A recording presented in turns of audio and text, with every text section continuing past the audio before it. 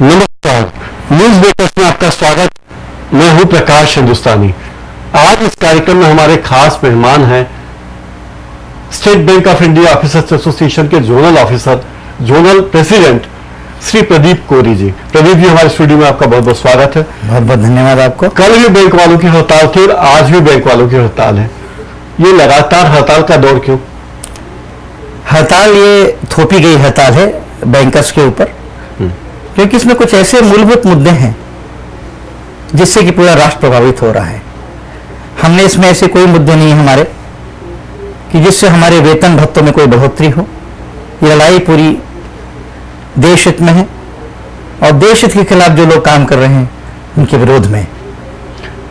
यानी ये लड़ाई ऐसी जिसमें आप वेतन भत्तों की बढ़ाई को बढ़ाने की मांग नहीं कर रहे हैं? बिल्कुल नहीं, इसमें वेतन भत्ते संबंधित कोई भी मांग नहीं है। पर आपने ऐसे दिन चुने जैसे कल और आज का दिन चुना, ये 2 दिन वो है जब क्योंकि इस महीने छुट्टियां बहुत ज्यादा रही और पूरे हफ्ते में 2-2.5 दिन ही बैंक खुले रहे। नहीं, इसमें कभी भी ऐसा कोई उद्देश्य नहीं था।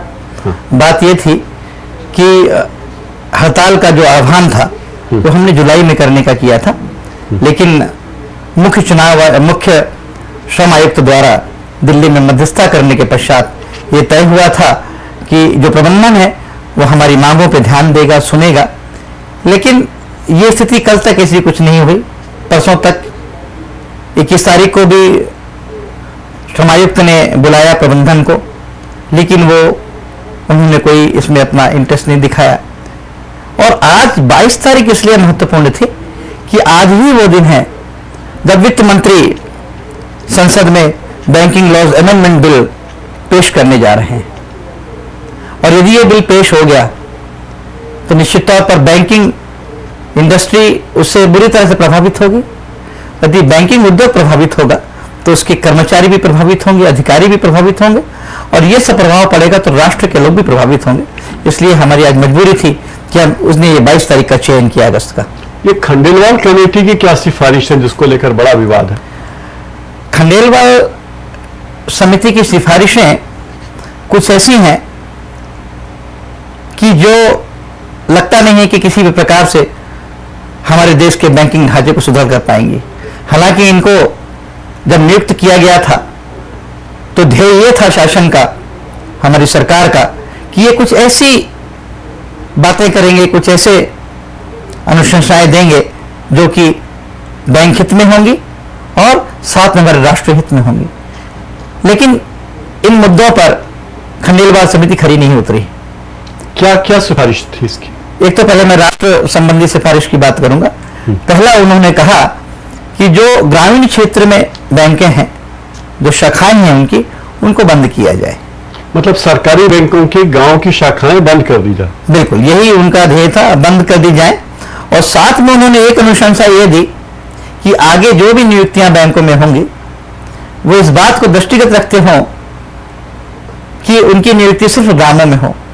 जब गांव में जब बैंकें ही नहीं होंगी, बंद करेंगे तो नियुक्ति नहीं होगी। मतलब दो धारी तलवार से उन्होंने मारने का प्रयास किया है संस्था को। और 1969 में जब राष्ट्रीयकरण हुआ तब की बात करें हम, उसके पहले ग्रामीण क्षेत्र में बैंकिंग सुविधाएं नहीं थी।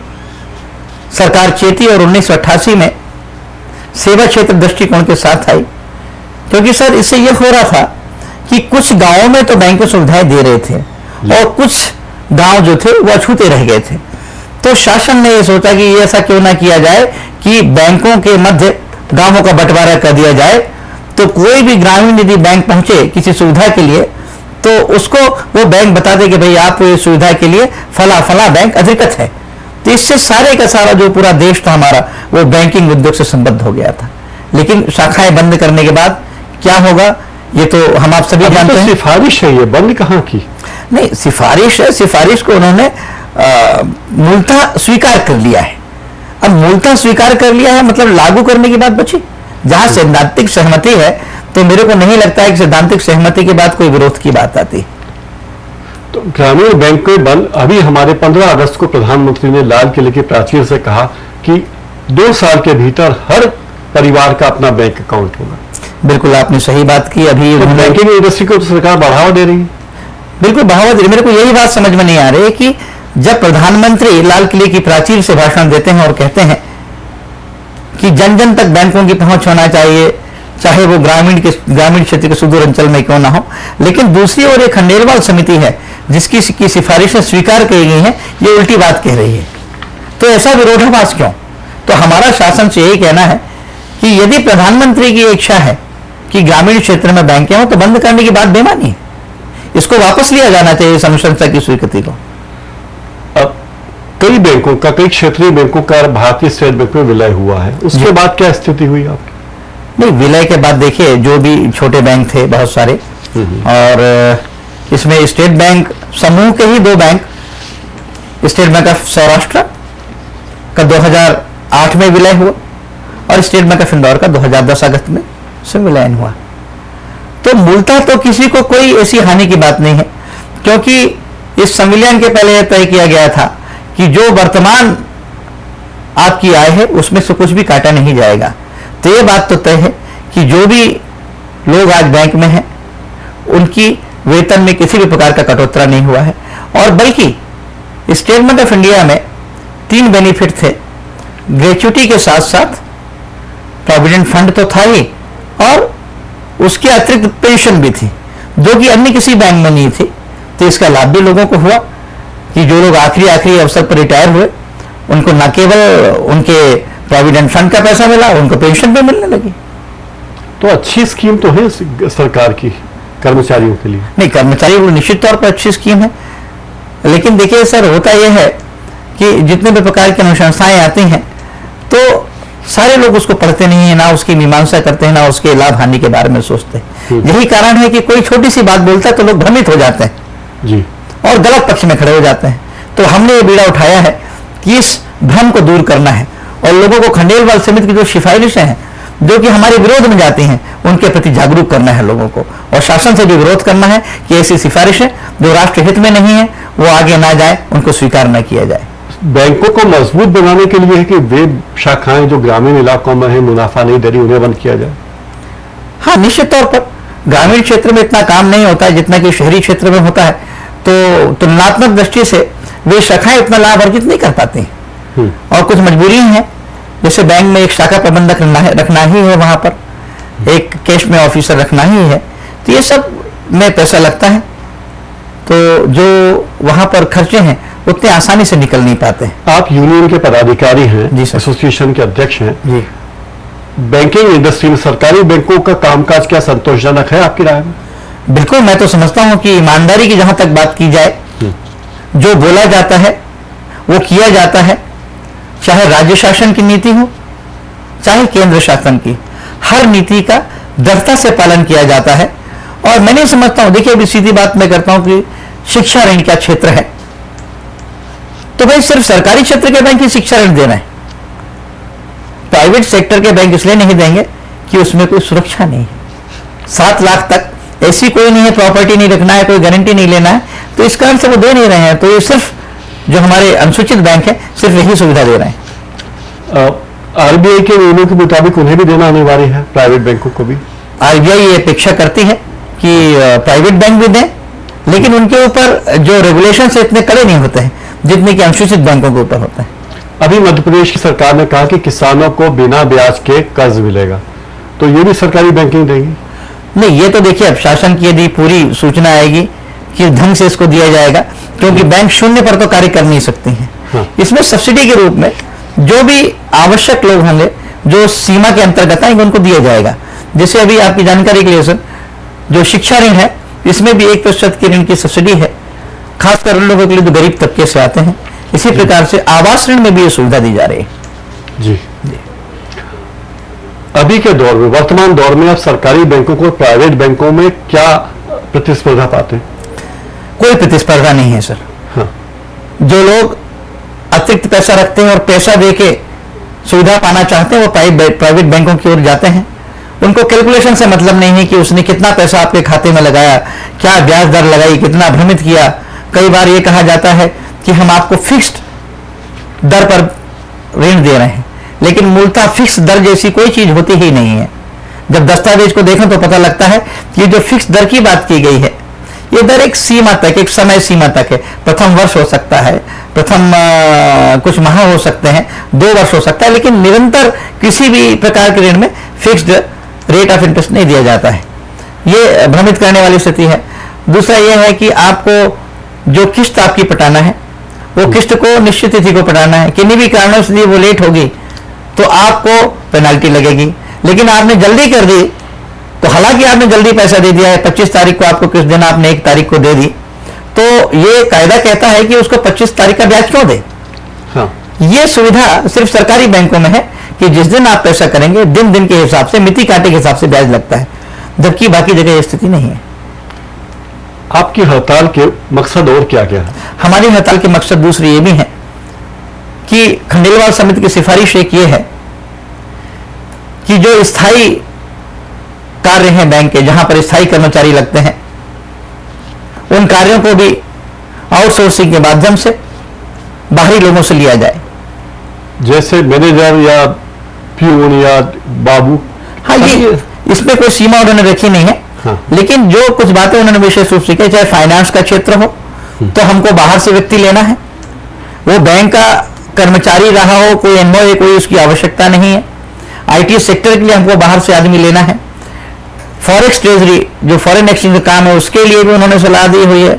ट्रेजरी कार्य के लिए भी सलाह दी। वैसे बहुत सारी चीजें जिन्होंने कहा कि लेना है। और साथ ही ये भी कहा है कि जो आगे नए अधिकारी बैंक में आएंगे वो 50% अधिकारी न्यूनतम सीधे आना चाहिए बाजार से। इसका तात्पर्य यह है कि जो वर्तमान कर्मचारी हैं उनके भविष्य पर, उनकी उन्नति पर प्रश्न चिन्ह खड़ा हो गया है। अभी प्रमोशन की क्या नीति है आप सरकारी बैंक में? सरकारी बैंकों में प्रमोशन की हर बैंक में अपनी अपनी नीति है, क्योंकि उनकी अपनी आवश्यकताएं हैं। तो आवश्यकता अनुसार नीति में थोड़ा बहुत परिवर्तन होता है, लेकिन प्रतिवर्ष वहां पर जो आवश्यक टेस्ट है और साक्षात्कार वो होते हैं और लोगों की पूर्ति की जाती है। भारतीय स्टेट बैंक पिछले कई दिनों से लगातार बहुत अग्रेसिव काम कर रहा है बैंकिंग इंडस्ट्री के लिए। विश्व के सबसे ज्यादा एटीएम भारतीय स्टेट बैंक के हैं। सबसे तेज मोबाइल बैंकिंग, इंटरनेट बैंकिंग, तमाम आधुनिक संसाधन जो प्राइवेट बैंक वाले कहते थे ये बैंक मुहैया कराता है। अब कंपटीशन में फिर डर किस बात का? नहीं, डर कोई बात का नहीं। जो तकनीकी सुविधाएं बाकी प्राइवेट बैंक्स में है वो हमारे पास भी उपलब्ध है। जितनी गति उनकी है उस गति से हम भी सेवाएं दे रहे हैं। बस कुछ दिनों में लोगों को मन में भ्रांति थी कि जो भारतीय स्टेट बैंक है ये उतनी तीव्रता से काम नहीं कर रहा है जितनी तीव्रता से प्राइवेट बैंक्स कर रहे हैं। तो अब निश्चित तौर पर जहां पर कंपटीशन है तो कंपटीशन को फेस करने के लिए हमको प्राइवेट बैंक की गति से कार्य करना पड़ेगा, लोगों को स्पीड से सुविधा देना पड़ेगी। उस दृष्टि से हमने अलग अलग प्रकार के सेल बना दिए हैं। जैसे हाउसिंग लोन के लिए बिल्कुल अलग सेल है। आप यदि पूछने आएंगे तो हम फट से हाउसिंग लोन का जो विशेषज्ञ है वो आपको सेवाएं देगा। कार लोन के लिए भी विशेषज्ञ बैठे हुए हैं और शिक्षा ऋण के लिए भी विशेषज्ञ बैठे हुए हैं, और यदि व्यवसाय ऋण है उसके लिए, औद्योगिक ऋण, सारी चीजों के लिए विशेषज्ञों के लिए अलग अलग टीम बनाई गई है। नहीं तो पहले यह होता था कि एक ही शाखा प्रबंधक है, उसके पास किसान भी आता था, उसके बाद फॉरेन एक्सचेंज वाला भी आता था, उसके पास आवास ऋण वाले भी आते थे। तो कहाँ कहाँ उसको सुविधा होती थी। तो एक विशेषज्ञ ग्रुप बना दिया है, सब जगह हब्स बना दिया है, सारे काम वहां संपन्न हो। हड़ताल से क्या आपको जीत की आशा है? बिल्कुल, बेशक जीत की आशा है, क्योंकि हम हड़ताल अपनी सेवा सुविधाओं के लिए बिल्कुल नहीं कर रहे हैं। ग्रामीण शाखाएं बंद होंगी तो निश्चित तौर पर हमारे व्यक्तियों को, जो अधिकारी कर्मचारी, उनको गांव में नहीं जाना पड़ेगा, तो सुखद बात है। लेकिन राष्ट्र का क्या होगा? हम जो सारे मुद्दे उठा रहे हैं ये मुद्दे हम अपने लिए कतई नहीं उठा रहे हैं। इस बार की जो हमारी हड़ताल है 2 दिन की देशव्यापी, हम सिर्फ चाहते हैं कि राष्ट्र चले, और राष्ट्र रहेगा तो हम रहेंगे, हम रहेंगे तो बैंक रहेगा। तो सारी चीजें राष्ट्र से जुड़ी हुई हैं। और ये जो बीच बीच में बात कर रहे हैं, इनका कहना है, खंडेलवाल समिति की सिफारिश है कि बैंकों का मर्जर आसान हो जाए, जो कि एक बहुत कठिन बात है। जहां तक स्टेट बैंक में स्टेट बैंक समूह के बैंकों का मर्जर है तो हम मूलतः एक ही परिवार के लोगों में तो लगता है, लेकिन 2 अलग अलग बैंकों के प्रबंधन का विलय एक कठिन कार्य है। और तीसरी बात यह है कि ये चाह रहे हैं कि बैंकों में विदेशियों की भागीदारी बढ़े। अभी कितनी भागीदारी है एसबीआई में? अभी तो 10% है, अभी चाहते हैं इसको 25% करना, और बीच में अमेंडमेंट बिल के माध्यम से ये भी लाना चाहते हैं कि जो वोटिंग अधिकार है फॉरेन इन्वेस्टर्स के वो भी बढ़ जाए। और हम कभी नहीं चाहेंगे कि बढ़े, क्योंकि जो हर्ष यूरोप और यूएसए में हुआ है कि बैंक मुंह के बल गिरे हैं, क्योंकि वहां पे रेगुलेशंस उतने स्ट्रिक्ट नहीं थे जितना कि हमारे देश में थे। जब हमारे माननीय प्रधानमंत्री इंदिरा गांधी ने 1969 में राष्ट्रीयकरण किया बैंकों का, तब सारी चीजें सोच के की थी। और आज यही कारण है कि यूएसए में भी राष्ट्रपति को सोचना पड़ रहा है उनके कि भारतीय बैंकिंग जगत में ऐसे कौन से नियम थे जिनके कारण ये गिरे नहीं, बाकी सब जगह की व्यवस्थाएं चरमरा के, यानी हम उनकी नकल कर रहे हैं और वो हमें आदर्श मान रहे हैं जी। अब इसका अंत क्या होगा, कहां जाकर सरकार रुकेगी? देखिए, कहां जाकर सरकार रुकेगी ये तो सरकार को ही सोचना है, और हमारा तो काम है सिर्फ जगाना।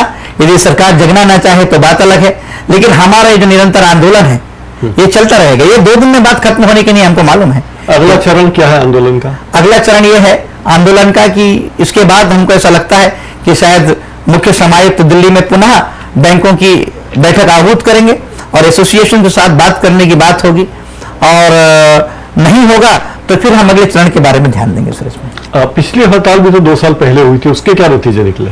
पिछली हड़ताल जो थी उसमें जितनी मूलभूत मांगे थी वो मान ली गई थी। कुछ हमारे मुद्दे थे जो बचे हुए थे, जैसे अनुकंपा नियुक्ति का एक बड़ा पुराना मुद्दा है कि बैंकों में अनुकंपा नियुक्ति जो है ये देना बंद कर दी गई है। लेकिन कई बार ऐसा लगता है बहुत सारे प्रकरणों में कि अनुकंपा नियुक्ति उस परिवार के लिए बहुत आवश्यक है, तो हमारा ये जोर है कि अनुकंपा नियुक्ति दी जाए। इसी प्रकार से विभिन्न क्षेत्रों में 5 दिन का सप्ताह हो गया है, और अब जबकि बैंक विभिन्न चैनलों के माध्यम से सेवाएं दे रहे हैं, अब बैंक शाखा के खुलने या बंद होने से बहुत ज्यादा असर पड़ने वाला नहीं है। इंटरनेट बैंकिंग की सुविधा उपलब्ध है, उसके माध्यम से खाते में लेन देन किया जा सकता है, एटीएम्स की सुविधा उपलब्ध है, सारी चैनल्स उपलब्ध है। तो मैं नहीं समझता हूं कि यदि 5 दिन का सप्ताह हो जाएगा तो कोई बहुत बड़ी विपदा है। प्राइवेट बैंक तो 7 दिन सेवाएं देने की बात कर रहे हैं, सुबह 8 से रात को 8 बजे तक शाखाएं खुली रखने की बात कर रहे हैं, और रात समय घटाने की बात कर रहे हैं। बहुत सर आपने बहुत करने की बात कर रहे हैं, बहुत अच्छी बात की। ये तो उनकी घोषणा है, घोषित समय है। हमारे यहाँ भी आप देखिएगा कि रेगुलेटेड वर्किंग आवर्स तो कोई है नहीं।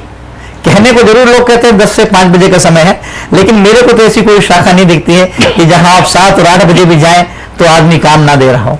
क्योंकि हमको तो राष्ट्रीय देखना है, ठीक है, जो समय का मुद्दा है हम लड़ेंगे, अपने हकों के लिए लड़ेंगे, वो बात अलग है, लेकिन हमारे पास जो ग्राहक आ रहा है वो सर्वोपरि है और उसको हमको सेवा देना है, और यही तरीका है कि हम कॉर्पोरेशन में बने रहना चाहते हैं। आपके यूनियन के हिसाब से बैंकिंग सेक्टर में क्या काम करना चाहिए सरकार को, क्या घोषणा करनी चाहिए? बैंकिंग सेक्टर में सरकार को यह घोषणा करना चाहिए कि जो आवर्स है, सेवा के समय है, वो तय करे।